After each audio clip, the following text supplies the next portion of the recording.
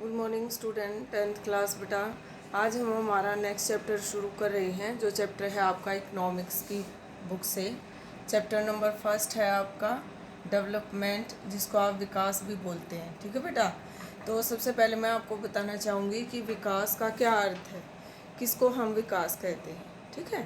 तो विकास का अर्थ होता है किसी भी देश में रहने वाले नागरिकों, ठीक है, किसी भी देश में रहने वाले नागरिकों या व्यक्तियों के जीवन स्तर में होने वाले सुधार को विकास कहा जाता है। ठीक है बेटा। तो यहाँ मैं दो उदाहरणों के माध्यम से आपको बताऊंगी कि जो जीवन स्तर है उसमें किस तरह से सुधार होता है। तो सबसे पहले जो एग्जाम्पल है वो मैं आपको दे रही हूँ ग्रामीण क्षेत्र से। ठीक है। तो गांव में रहने वाला एक मज़दूर है, तो हम यहाँ पता करेंगे, जैसे कि मैंने आपको बताया कि किसी व्यक्ति के जीवन स्तर में होने वाले सुधार को विकास कहा जाता है। तो अब हम यहाँ पता लगाएंगे एक उदाहरण के माध्यम से कि जो ये ग्रामीण क्षेत्र में रहने वाला मजदूर है, इसके जीवन स्तर में किस तरह से ऊपर उठाकर इसका विकास किया जा सकता है। तो ये जो ग्रामीण क्षेत्र में रहने वाला जो मजदूर है, ये एक भूमिहीन मजदूर है। इसके पास जो है ज़मीन नहीं है। ठीक है। और ज़मीन नहीं होने के कारण जो है इसका जो विकास है वो कैसे हो सकता है। तो इसमें फर्स्ट पॉइंट हम डालेंगे कि इस मज़दूर को जो है ज़्यादा से ज़्यादा काम दिया जाना चाहिए। अगर इसके काम के घंटे और ज़्यादा बढ़ा दिए जाएंगे तो या ज़्यादा से ज़्यादा, जैसे इसको 1 महीने के लिए लगाया गया है, 1 महीने की बजाय हम इसको 3 महीने के लिए लगा लें, तो इससे क्या होगा, इसको अतिरिक्त आमदनी प्राप्त होगी। ठीक है बेटा। तो इससे इसकी जो अन्य ज़रूरतें वो पूरी होंगी, और अन्य ज़रूरतें पूरी होंगी तो इसके जीवन में सुधार आएगा। ठीक है। नेक्स्ट पॉइंट है इसके लिए कि अगर हम इसको ज़्यादा मजदूरी दें, जैसे कि आपने इसको 3 महीने के लिए अपने खेत में काम करने के लिए लगाया है, आप इसको 200 रुपये दे रहे हैं। 200 रुपये देने की बजाय आप इसको 350 रुपये दें या 400 रुपये के हिसाब से दें। जो गवर्नमेंट के द्वारा भी मज़दूरों के लिए जो रेट है वो फिक्स किया गया है, या आप गवर्नमेंट रेट के हिसाब से इनको दो, तो उसके अनुसार भी इनके पास जो है आय का जो साधन है वो बढ़ जाएगा, पैसे ज़्यादा मात्रा में आएंगे, जिससे ये अपनी और ज़रूरतों को पूरा कर सकती हैं। नेक्स्ट पॉइंट है इसके लिए कि अगर गांव में अच्छा स्कूल खुला हो तो उससे भी इनको जो है ज़्यादा फ़ायदा हो सकता है।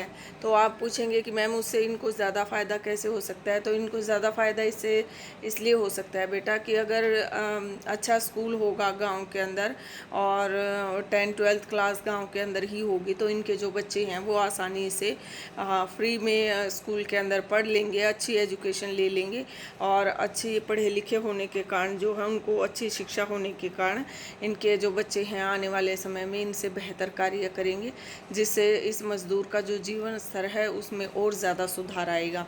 और अगर एक मज़दूर के जीवन स्तर में सुधार आएगा तो ऑटोमेटिकली जो है ग्राम्य क्षेत्र के अंदर रहने वाले जो लोग हैं उनके जीवन में जो है सुधार आएगा, और उससे उस गांव का विकास अच्छी तरीके से होगा। और गांव का विकास होगा, इसी प्रकार से विभिन्न गांव में बटे हुए हैं, विभिन्न स्टेट्स में बटा हुआ है, तो इस तरह पूरे देश के अंदर इस तरह से अगर ध्यान दिया जाएगा तो जो हमारा पूरा देश है वहाँ रहने वाले जो नागरिक हैं उनका जीवन स्तर इस तरह से ऊपर उठेगा, तो हमारे देश का जो अर्थव्यवस्था है वो भी ऊपर की तरफ उठेगी। अब सेकंड उदाहरण मैं आपको देना चाहूँगी, शहर में रहने वाली एक लड़की है।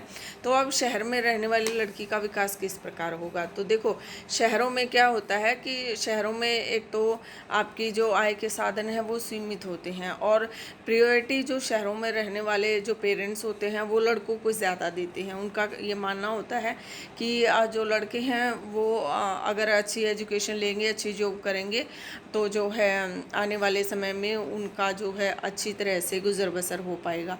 और लड़की के बारे में ऐसा समझा जाता है कि उसको 10th-12th कराओ और उसके बाद उसकी शादी कर दो, क्योंकि उसको तो दूसरे घर जाना है। लेकिन अगर लड़की को भी ये मौका मिले, लड़की को भी ये मौका दिया जाए कि जैसे लड़के को बाहर ज़्यादा समय तक रहने की इजाज़त होती है, लड़की को भी मिलनी चाहिए। लड़की को भी आगे पढ़ने के लिए लड़के के बराबर में ही उसको भी जो है और ज़्यादा महत्व दिया जाना चाहिए। अपॉर्चुनिटी ज़्यादा दी जानी चाहिए। दूसरा, उसे भी अच्छी शिक्षा प्राप्त करने के लिए शहर में भेजा जाना चाहिए। उसे भी जॉब करने की परमिशन दी जानी चाहिए ताकि वो भी अपने भाई की तरह जॉब कर सके और पैसे घर में जो है वो डिपॉजिट करा सके। दूसरा, जैसे बहुत सारे आपने देखा होगा कि लड़के जो हैं विदेशों में जाकर पढ़ाई करते हैं और वहीं पर जॉब करना शुरू कर देते हैं। अगर लड़कियों को भी ऐसा मौका मिले विदेश में जाकर पढ़ाई करने का, तो इस तरह से एक शहर में रहने वाली जो लड़कियां हैं उनका जो है विकास इस तरह से हो सकता है। तो उनके लिए विकास के मायने ये हैं, उनके जीवन स्तर में इस तरह से सुधार आने की संभावना ज़्यादा होती है। तो ये मैंने दो अलग अलग, एक ग्रामीण क्षेत्र से आपको उदाहरण दिया है, एक मैंने आपको शहरी क्षेत्र से उदाहरण दिया है।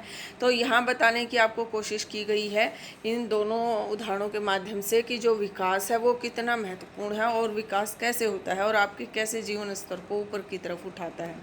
ठीक है, अब नेक्स्ट पॉइंट हम आपका कर रहे हैं कि प्रति व्यक्ति आय क्या होती है।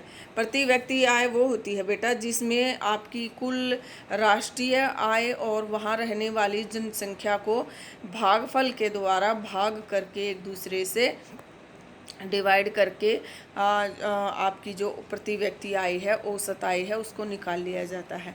ठीक है, फिर आपको मैं नेक्स्ट पॉइंट कराऊंगी शिशु मृत्यु दर क्या होता है। तो शिशु मृत्यु दर किस प्रकार से निकाली जाती है। देखिए बेटा, प्रति 1000 व्यक्तियों में शिशुओं में जो जन्म लेने वाले शिशु होते हैं उनमें 1 साल के जो बच्चे होते हैं उनकी जब मृत्यु हो जाती है, ज़्यादातर बच्चों की मृत्यु हो जाती है, तो उसे शिशु मृत्यु दर कहा जाता है। क्योंकि इसमें ज़्यादातर जो शिशु होते हैं वो किसी न किसी कारण से उनकी जो है मृत्यु हो जाती है, उसको शिशु मृत्यु दर कहा जाता है, 1 साल से जो कम के बच्चे हैं।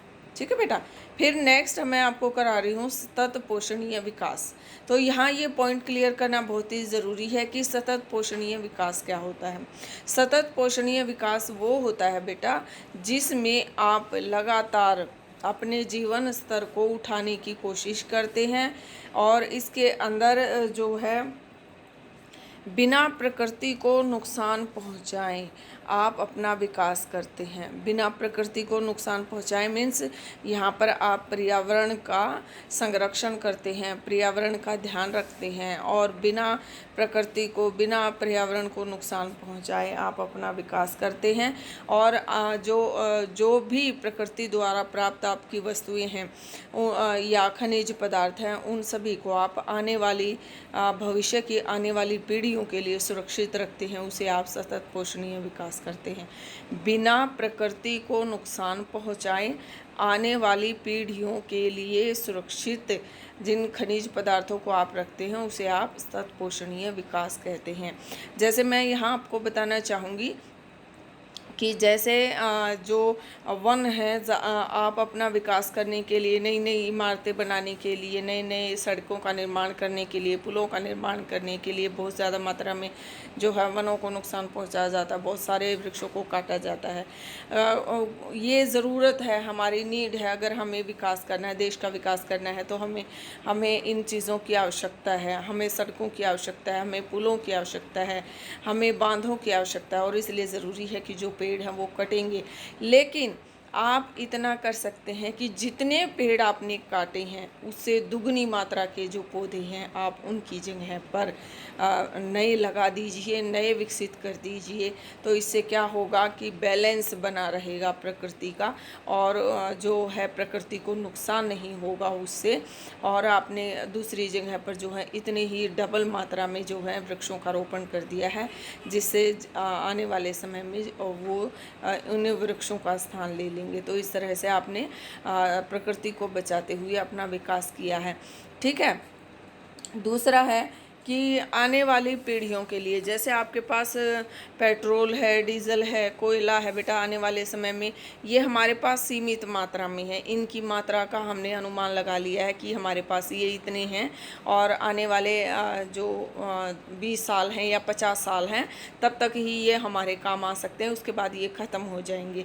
तो एक चीज़ का जब हमें पता है कि आने वाले समय में ख़त्म होने वाली है तो हम उसको रिज़र्व करने की कोशिश करते हैं, हम उसको उसको अपने पास रिज़र्व रूप में रखने की कोशिश करते हैं, ताकि आने वाली पीढ़ियों को हम उनको दिखा सकें।